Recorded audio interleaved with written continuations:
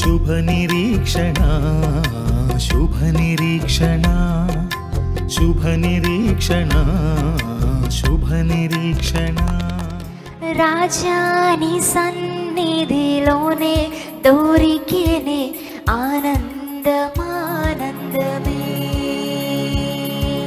జీవాజలముతో పొంగే హృదయమే పాడే స్తుతియు స్తోత్రమే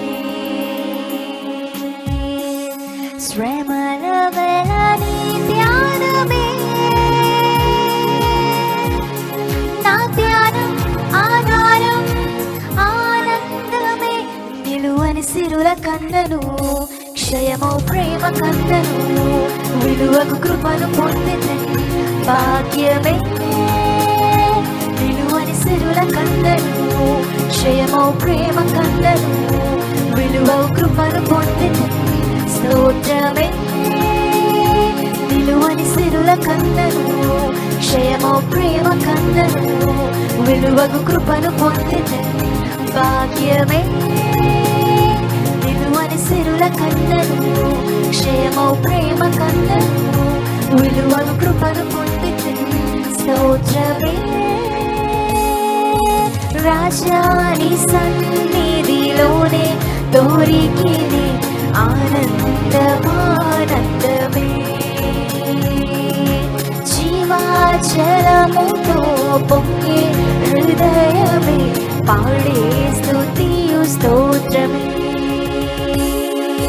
మరణరాని కాలవల్లే తరలిపోయే నాదు దోషం నిలువదాయే పాప శాపాల భారం మరణరాని కాలవల్లే తరలిపోయే నాదు దోషం నిలువదాయే పాప శాపాల భారం నీలో నిలచి ఫలించుతిగానై ఆత్మా ఫలము పొందితినే నిలువని సిరుల కన్నను క్షయము ప్రేమ కన్నను విలువకు కృపను పొందితే భాగ్యమే నిలువని సిరుల కన్నను క్షయము ప్రేమ కన్నను విలువకు కృపను పొందితే స్తోత్రమే రాజాని సన్నిధిలోనే దొరికినే ఆనందమానందమే జీవాజలముతో పొంగే హృదయమే పాడే స్తుతియు స్తోత్రమే రాజాని సన్నిధిలోనే దొరికినే ఆనందమానందమే జీవాజలముతో పొంగే హృదయమే పాడే స్తుతియు స్తోత్రమే తెలియరాని నీదు ప్రేమ నాలో నింపే ఆత్మధైర్యం జీవజలమై తీర్చనే ఆత్మదాహం తెలియరాని నీదు ప్రేమ నాలో నింపే ఆత్మధైర్యం జీవజలమై తీర్చనే ఆత్మదాహం నీకై నిలచీలలోన జీవంప ఆత్మా ఫలము పొందితినే నిలువని సిరుల కందను క్షయమో ప్రేమ కందను విలువకు కృపను పొందితే భాగ్యమే నిలువని సిరుల కందను క్షయమో ప్రేమ కందను విలువకు కృపను పొందితే స్తోత్రమే రాజాని సన్నిధిలోనే దొరికినే ఆనందమానందమే జీవాజలముతో పొంగే హృదయమే పాడే స్తుతియు స్తోత్రమే అందరం కలిసి పాడదామా రాజాని సన్నిధిలోనే దొరికినే ఆనందమానందమే జీవాజలముతో పొంగే హృదయమే పాడే స్తుతియు స్తోత్రమే శ్రమల వెలని ధ్యానమే నా గానం ఆధారం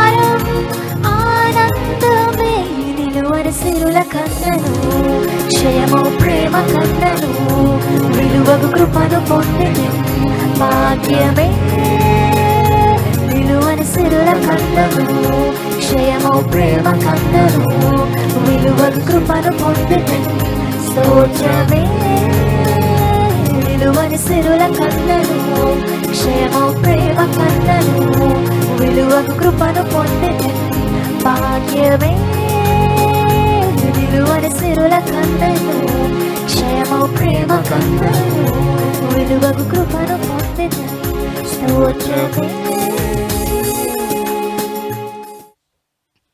ఎందుకంటే తను పట్టించుకునే వాళ్ళు ఎవరూ లేరు. తన పట్టుకూటి కోసం ఏదో చిన్నగా అట్లా చిన్న వ్యాపారం చేసుకుంటూ కొనసాగుతూ ఉంది. తర్వాత మా అమ్మ నువ్వు ఎండలో కూర్చుంటున్నావు కదా, ఇదిగో నీకు గొడుగు. ఇక ఆ మా అమ్మగారి మనసు ఫ్లాట్ అయిపోయింది. చిన్న వయసు అంటే నేను ఎందుకు ఈ స్టోరీ చెప్తూ ఉన్నాను అనంటే the sensitivity of a boy అంటే చాలా సున్నితమైన స్పర్శ హృదయము కలిగిన బాలుడు. ఒక సైనికుడు కూడానండి తన జీవితంలో నిబ్బరమైన బుద్ధి కలిగి అంత సెన్సిటివిటీగా కలిగి ఉండాలి. అంత మంచి మనస్సు అనేది మనం కలిగి ఉన్నప్పుడు మాత్రమే మనమండి ఇతరుల యొక్క అవసరతలు తీర్చగలుగుతాం. అలాగే మనం అంత సెన్సిటివిటీ అంత సున్నితమైన ఆలోచన స్పర్శ మనం కలిగి ఉన్నప్పుడే అపవాది యొక్క దాడులను కూడా మనం ఎదుర్కోగలుగుతాం. లేకపోతే అపవాది వచ్చి మనకు కబళించి వేస్తాడు. అందుకే మన పిల్లలకి చిన్న వయసు నుంచే ఆ సెన్సిటివిటీని మనము నేర్పించవలసిన వారమై ఉన్నాం. ఏది మంచో ఏది చెడు ప్రతిసారి చెప్పడానికి మనం ఉన్నాం. కానీ వారంతటా వారే మంచేదో చెడేదో తెలుసుకుంటుగా మనం నేర్పిస్తే అప్పుడు పెద్దయినప్పుడు వారు ఇది మంచి మా అమ్మ నాకు చెప్పింది, ఇది ఇట్లా చేయకూడదు మా నాన్న నాకు చెప్పారు. మీ అందరికీ చాలా ఫేమస్ స్టోరీ తెలిసిందే అనుకుంటూ ఉన్నాను, అది గుర్తొస్తూ ఉంది. ఒక యవ్వనస్తుడు ఇంటర్వ్యూకి వెళ్తాడు. ఇంటర్వ్యూకి వెళ్తే లాన్లోకి వెళ్ళిన వెంటనే అక్కడ ట్యాప్ ఆన్ చేస్తుంటే పైపులో వాటర్ వేస్ట్గా పోతూ ఉంటాయి. ఎవరిట్లా అసలు ట్యాప్ వదిలిపెట్టేసి అనిపిస్తుంది, ట్యాప్ కట్టేస్తాడు. అంతా నీట్గా ఆ ట్యాప్ ఆ పైప్ వైర్ని కూడా చుట్టూ నీట్గా పక్కన పెడతాడు. తర్వాత లాన్లో అంతా చిందరవందరగా ఉంటే అవన్నీ సర్దిచ్చి ఎవరిట్లా చేశారు అని చెప్పేసి అంటాడు. మళ్ళీ ఆ డోర్ దగ్గరికి వెళ్ళేసరికి డోర్ మ్యాట్ ఉండవలసిన స్థానంలో లేదు. చాలామంది చెప్పులు చాలా అన్టైడ్గా పడేసి ఉన్నాయి అక్కడ ఎడాపెడ. వాటన్నిటిని నీట్గా సర్ది ఆ డోర్ మ్యాట్ కూడా నీట్గా పెట్టి లోపలికి వెళ్తాడు. లోపలికి వెళ్తే హాల్లో కుర్చీలు అన్నీ చాలా చిందరవందరగా ఉంటాయి. మళ్ళీ వాటన్నిటిని కూడా చాలా ఒక ఆర్డర్లో పెడతాడు. అప్పటికి చాలామంది లోపలికి వెళ్ళొచ్చారు ఇంటర్వ్యూకి. బయటకు వచ్చి కూర్చుని నిన్నేం అడిగారు అంటే నన్నేమీ అడగలా ఇదే మాట్లాడుకుంటూ ఉన్నారు. సో లాస్ట్ క్యాండిడేట్ ఈ అబ్బాయి లోపలికి వెళ్ళారు. ఒక్క మాట కూడా అడగకుండా యు ఆర్ అపాయింటెడ్ అని చెప్పేసి లెటర్ చేతిలో పెట్టారు. ఎందుకంటే ఒక ఇంటర్వ్యూకి వచ్చిన ఆ అభ్యర్థి ఎంటర్ అయ్యేటప్పుడు లోపలికి అక్కడ సీసీలో వాళ్ళు మొత్తం చూస్తా కూర్చున్నారు. వాళ్ళ యొక్క మనస్తత్వం అంటే ఆ ఉద్యోగానికి కావాల్సింది ఏంటి అని అంటే ఫెయిత్ఫుల్నెస్, అకౌంటబిలిటీ. ఆ లక్షణాలు నీలో ఉన్నాయి బాబు అని చెప్పి ఆ ఉద్యోగాన్ని ఆ యవ్వనస్తునికి ఇస్తారు. ఆశ్చర్యపోతాడు. ఆ తర్వాత ఇంటికి వస్తూ ఉంటే కళ్ళమ్మట కారిపోతూ ఉంటాయి. ప్రతి నిత్యము వాళ్ళకి తనకి వాళ్ళ నాన్నగారికి మధ్య గొడవ ఎవ్రీడే. ఒరేయ్ లేచావా, పక్క బట్టలు మడత పెట్టావా, కుర్చీలు సరిగ్గా సర్దావా, సోఫాల కవర్లు సరిగ్గా వేసావా, ఏంటో చెప్పులు అట్లా పడేసావు, ఆ లాన్లో ఏంటో అవి సరిగ్గా పెట్టు. ఇవి చిన్నప్పటి నుంచి ఆ వ్యక్తిలో రొటీన్గా అయిపోయి చిట్టచివరికి it became habit in his life. So దాన్ని బట్టి ఎక్కడికి వెళ్ళినప్పటికీ కూడా ముందు అవన్నీ నీట్గా పెట్టడం నేర్చుకున్నాడు. అదే తన జీవితానికి ఒక గమ్యాన్ని తీసుకొని వచ్చింది, చూసారా.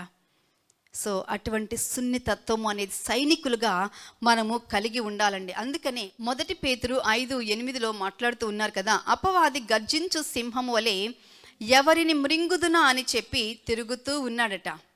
అందుకని నిబ్బరమైన బుద్ధి కలిగి మెలకు కలిగి ఉంటూ అపవాదిక కుతంత్రాల నుంచి మనం బయటికి రావాల్సిన వారమై ఉన్నాం. అందుకని ఇక్కడ చాలా ప్రాముఖ్యమైన మాటలు ఈ లేఖన భాగంలో ఉన్నాయి. దానికి గ్రీకులో వాడబడిన మాటలు కూడా చాలా ఉన్నాయి. అందులో క్లుప్తంగా మనం చూసి ఇందులోంచి మనం నేర్చుకునే కొన్ని గొప్ప పాఠాలు కూడా మనము తెలుసుకోవాలండి.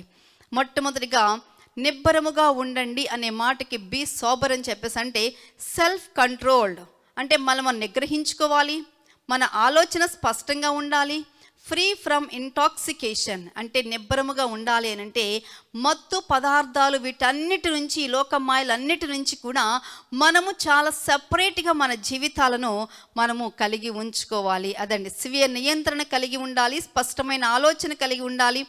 మత్తు అనేది లేకుండా మనము కలిగి ఉంటేనే మనము చాలా హుషారుగా నిబ్బరమైన బుద్ధి కలిగి మనము ఉంటాము అని చెప్పేసి తెలియచేస్తున్నారు. అంటే మరొక మాటలో ప్రాముఖ్యంగా చూసినట్లయితే మన ఆధ్యాత్మికముగా క్రైస్తవులన్నీ చాలా జాగ్రత్తగా ఉంటూ మన జీవితాలను మనం కాపాడుకుంటూ రాబోతున్న ప్రమాదం విషయంలో మనం ముందుగానే తెలుసుకొని అందులో నుంచి ఎలా తప్పుకోవాలనే ఆలోచనతో మనము ముందుకు వెళ్ళాలి. మరి క్రైస్తవులుగా జీవిస్తూ ఉన్నాం, ఎన్నో రకాల ప్రమాదాల గుండా ప్రయాణం చేస్తూ ఉన్నాం. మరి అటువంటప్పుడు ఎలా ఏ విధంగా మనల్ని మనం తప్పించుకుంటూ ఉన్నాం, మన కుటుంబాన్ని తప్పిస్తూ ఉన్నాం, లేకపోతే మనం తప్పించుకోవడం చేత కాక ఒక్కొక్కసారి మన కుటుంబాన్ని కూడా ఆ ప్రమాదంలోనికి నెట్టివేసే వారం అవుతామండి. జాగ్రత్త. అందుకని ఇక్కడ జాగ్రత్తగా మాట్లాడుతూ వస్తూ ఉన్నారు. మనం చాలా జాగ్రత్తగా గనక లేకపోతే మన జీవితాలు అర్ధంతరంగా ముగిసిపోతూ ఉంటాయి. అందులో మరొక మాట ఉంది కదా, మేల్కొని ఉండుడి, బీ విజిలెంట్. దానికి గ్రీక్లో మాట్లాడిన మాటకు అర్థం ఏంటంటే to keep awake, to be watchful, to stay alert. అంటే నిద్ర లేమిగా ఉండడం, జాగ్రత్తగా ఉండడం, శ్రద్ధగా గమనించడం. కొంతమందికి అండి పగలనకారయ్యాక నిద్ర వస్తానే ఉంటుంది, పిలిస్తే పలుకుతూ ఉంటుంది నిద్ర. సో ఆలోచించండి, ఆ నిద్ర అనేది మనం ఎక్కువగా నిద్రపోవటం వల్ల చేయవలసిన పనులన్నీ కూడా పోస్ట్పోన్ అయిపోతూ ఉంటాయి. సో వెంటనే మనం కాసేపు అయిన తర్వాత చేద్దాం అంటే నిద్ర లేసేసరికి చేయవలసిన పని కూడా మర్చిపోతాం, అది నోట్ కూడా పెట్టుకోం. అది ఇంకా వేరే విషయం అనుకోండి, దాంట్లోకి వెళ్తే ఇంకా చాలా మాట్లాడుకోవాల్సి వస్తుంది. కానీ నిద్రపోవడం మంచిది. సమయానుకూలమైన నిద్ర మన శరీరానికి కనుక మనకి ఇవ్వకపోతే మనము అనవసరంగా అనారోగ్యానికి కూడా గురైపోయే ప్రమాదం ఉంటుంది. ఇందాక నేను అక్క వచ్చేటప్పుడు అదే మాట్లాడుకుంటూ ఉన్నాం. ఎందుకంటే దేవుడు సూర్యుని చంద్రుని కలగచేసి ఎందుకు పెట్టారండి? పగల పని చేసుకోండి, రాత్రిపూట నిద్రపోండి. కానీ మనం ఏం చేస్తున్నాం? రాత్రిపూట మెలకుగా ఉండి, మన అమెరికన్స్ కదా, మరి రాత్రిపూట వర్క్ చేస్తూ పగలు నిద్రపోతూ ఉంటాం. ఇక ఇంట్లోకి ఎవరైనా చుట్టాలు వచ్చనుకోండి, మీ అబ్బాయి ఎక్కడమ్మా అంటే ఇప్పుడు నిద్రపోతానికి వెళ్ళాడండి, పాపం లేపలేనండి, రాత్రంతా వర్క్లో ఉన్నాడండి. సో అట్లా ఫారిన్ కంట్రీస్లో జాబ్ చేసేవాళ్ళు మన భారతదేశానికి వస్తే అదే పరిస్థితి. మరి భారతదేశంలో పుట్టి పెరిగిన మనము ఏ విధమైన ఉద్యోగాలు చేస్తూ ఉన్నాం చెప్పండి? కుటుంబంలో మనం చేయవలసిన బాధ్యతలు వీటన్నింటిలో కూడా సమయ పాలన కలిగి ఎప్పుడు ఏ పని ఎలా చేయాలో అనేది తెలుసుకుని మనము జాగ్రత్తగా విజిలెంట్ మేల్కొని ఉండాలండి. అంతేకాదు జాగ్రత్తగా ఉండాలి, శ్రద్ధగా మనము గమనించాలి. మనము జాగ్రత్తగా లేకపోతే అపవాది గర్జించు సింహములు వచ్చి మనం మింగివేస్తాడు. ఎందుకంటే మనకి హెబ్రీ పత్రిక 2వ అధ్యాయము 1వ వచనంలో మాట్లాడతారు కదా, కాబట్టి ఈ సంగతులు విని వాటి ప్రకారం మీరు నడుచుకోవాలని చెప్పి మాట్లాడుతూ జాగ్రత్త, మరీ విశేష జాగ్రత్త కలిగి ఉండుడి అని మాట్లాడతారు. అంటే ఇప్పటికే మీకు చెప్తూ వచ్చాము, చెప్తూనే ఉన్నాము, అయినప్పటికీ కూడా మీరు జాగ్రత్త కలిగి లేకుండా ఉంటే మీ జీవితాలు ప్రమాదంలోనికి వెళ్ళిపోతూ ఉంటాయని చెప్పేసి మాట్లాడుతూ ఉన్నారు. అలాగే విరోధి, మీకు అసలు ఎవరైనా విరోధులు ఉన్నారా? లేదా మీరే విరోధా చెప్పండి? అందరు ఇక్కడే ఉన్నారా? ఒక్కొక్కసారి అసలు భార్యాభర్తలు అసలు పచ్చగడ్డి వేస్తే బగ్గుమంటది. అంటే విరోధులు అన్నమాట ఒకళ్ళకొకళ్ళు. మీకు విరోధులు ఎవరు, మీకు శత్రువులు ఎవరంటే మా ఆయనేనండి, లేకపోతే మా ఆవిడేనండి అని చెప్పేసి మాట్లాడుతూ ఉంటారు. లేదా మా పిల్లలేనండి బద్ధ శత్రువులు, నేను ఏ మాట మాట్లాడినవారండి అని చెప్పేసి చెప్తూ ఉంటారు. కానీ ఇక్కడ అపవాది గురించి మాట్లాడుతున్నా కదా, and opponent in a law suit అనమాట. అంటే చట్టములో ప్రత్యర్థి, మన మీద నేరారోపణ చేసేవారు లేదా మన శత్రువు. మరి ఇటువంటి శత్రువుని మనము ఎదుర్కోవాలి. అసలు ఎప్పుడైనా శత్రువుని ఎదుర్కొనే అనుభవం ఉందా మీకు చెప్పండి? అబ్బో ఎందుకు లేదండి, ఇప్పటికి ఎంతమంది శత్రువుని నేను దాటుకుంటూ వచ్చాను కదా. మరి అటువంటి అప్పుడు మరి మనం ఎలా ఉండాలో కూడా మనకు తెలియచేస్తుండే. ఎందుకంటే అపవాది యొక్క పని ఏంటంటే దేవుని ఎదుట మన దోషులుగా నిలబెట్టాలి. అందుకని మొట్టమొదటిగా మన కుటుంబంలో పనిచేస్తాడు. భార్యాభర్తలకు ఒకరికంటే ఒకరు పడకుండా చేస్తాడు. తర్వాత పిల్లల దగ్గరికి వెళ్తాడు. సో ఇప్పుడు రేపు అపవాది దేవుని దగ్గరికి వెళ్ళినప్పుడు ఏమంటాడు? ఇదిగో చూసావా, నీ కుటుంబాన్ని ఎట్ట చేశాను, నీ పిల్లల్ని ఎట్ట చేశాను అంటే దేవుడు మాత్రం మౌనంగా ఉంటారండి. అందుకని అపవాది యొక్క కుతంత్రములను మనము ఎరుగని వారము కాము. కాబట్టి అటువంటి అపవాది యొక్క కుయుక్తులు మనము తెలుసుకొని మెళకు కలిగిన వారమై జాగ్రత్తగా మనము జీవిస్తూ ఉన్నప్పుడు అక్కడ మనము దేవుని యొక్క అద్భుతమైన కార్యాన్ని మనం పొందుకోగలుగుతాం. మనం నిజంగానండి అప్పుడు క్రైస్తవులుగా మనం ముందుకే కొనసాగుతాం, కానీ ఎక్కడ కూడా మనము అడుగులు వెనుకకు వేసేవారముగా మనము ఉండం. అంతేకాదు అపవాది ఎలా ఉన్నాడంటే అండి, గర్జించు సింహం వలె ఉన్నాడు. అపవాది యొక్క మాటలు కనుక మనం చూసినట్లయితే అపవాది యొక్క లక్షణాలు ఏంటండి? అపవాది ఏం చేస్తాడు?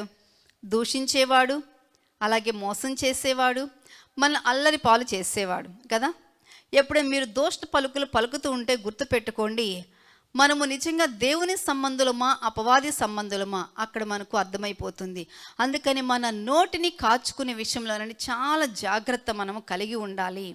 అక్కడే అపవాది మనల్ని మోసం చేస్తాడు. వాళ్ళు నేను ఒక మాట అన్నారు, నీకు తెలుసా వాళ్ళు ఎలా ఉన్నారో, ఎలా మాట్లాడారు అంటే రెచ్చగొడుతూ ఉంటాడు మనల్ని. అటువంటి సందర్భాలలో కూడానండి మనం కొద్దిసేపు మౌనంగా ఉన్నట్లయితే అపవాదిని వాడి కుయుక్తులన్నిటినీ కూడా మనము జయించగలిగిన వారమవుతాం. అందుకని ఎక్కడ కూడా అపవాది విషయంలోనండి మనం అపవాదికి లొంగిపోయి అపవాదికి బానిసలుగా కాకుండా అపవాది మీద మన బాసులాగా మనము ఉండవలసిన వారమై ఉన్నాం. అందుకని నిబ్బరమైన బుద్ధి కలిగి మనం జీవిస్తూ చూడండి, అపవాది గర్జించే సింహం వలె ఉన్నట్ట. ఈవెన్ యోధా గోత్రపు సింహం అని చెప్పబడింది, ఈవెన్ అపవాదికి కూడా గర్జించే సింహము అని చెప్పబడుతూ వచ్చింది. గమనించండి, అంటే రెండిటికి కూడా సింహం యొక్క లక్షణాలు వాడుతూ వచ్చారు. అంతేకాని అక్కడ ఈవెన్ అపవాది ఒకటే దేవుడు ఒకటే కాదు, కానీ ఆ లక్షణాలు. సో అట్లాగే ఈవెన్ యోధా గోత్రపు సింహముగా అక్కడ మన రాజు ప్రభువైన యేసుక్రీస్తుని మనకు పరిచయం చేయబడుతూ ఉన్నారు.